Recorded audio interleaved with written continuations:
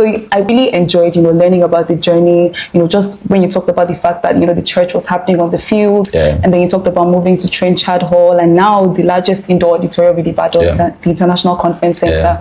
I just want to know, somebody who God has told to do something of this magnitude, something this big, what would you tell someone in that same position? Okay.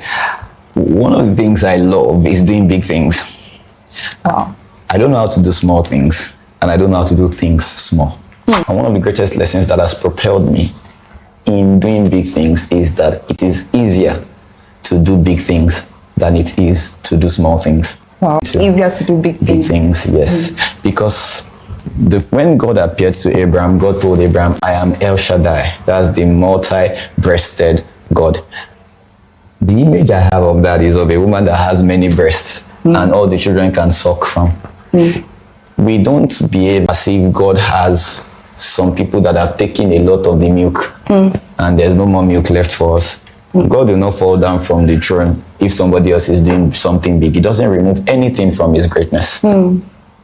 So that means that the field is leveled for everyone to do what God has called them to do. If God has put something in your heart that is big to do, remember, it is easier to do big things than it is to do small things. The second thing I'll say to you is believe what God has told you to do. Believe in the Lord your God, you will be established. Establishment comes from believing the pictures God puts in your heart. And let me tell you, God cannot move your life forward without pictures, without visions. He told Abraham, he said, stand where you are, as far as your eyes can see. That's what I'll give to you.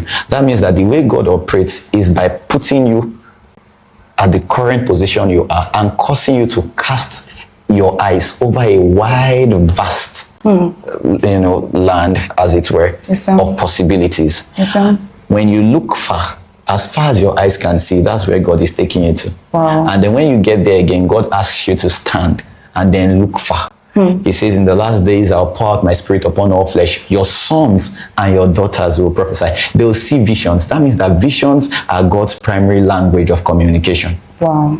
So if you want to do life and do life successfully, you must be ready for big visions, and big visions from heaven. And when those visions come, you should know that there is nothing God asks you to do, that the resources to do it didn't come with the package of the vision. Okay. Yes, sir. And these resources, forget about money. We don't do big things with money. We do big things with power. Okay. It takes power. Yes, sir. It takes power to do big things. There are men that God has positioned for you. If you are limited by what is in your account, you will never dare to do big things. But if you understand that God has provisions for you that is beyond what you can see with your physical eyes, then believe you me, you would keep marching with your vision and you will see all the resources you need gravitate towards you. Your vision from heaven is a magnet that attracts divine supplies. David, God told him he would be king. Now you think about it. Let's say you grew up somewhere in Ajegunle in Lagos and somebody tells you you're going to become the governor of Lagos. Now, let's say you have those type of stories in this 21st century of not having shoes to wear to school. Never had a bag. Your school uniform was like a plain dress.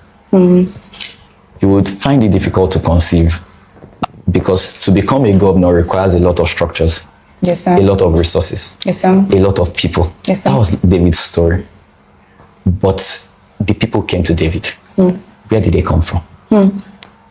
They came, the Bible says, discontented, in debt, distressed. 400 of them. Okay.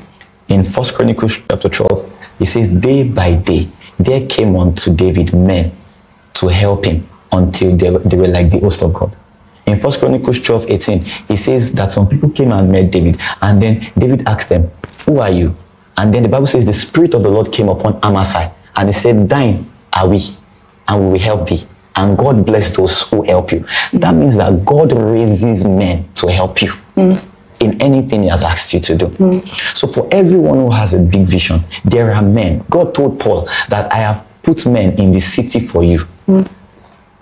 Nobody will set upon you to hurt you in this city because I have my men scattered all over the city. You might not know where they are, but there are men carrying bags of resources. Wow. There are men carrying connections. There are men carrying the things that you need for the progress on the vision that God has given to you. So embrace your vision.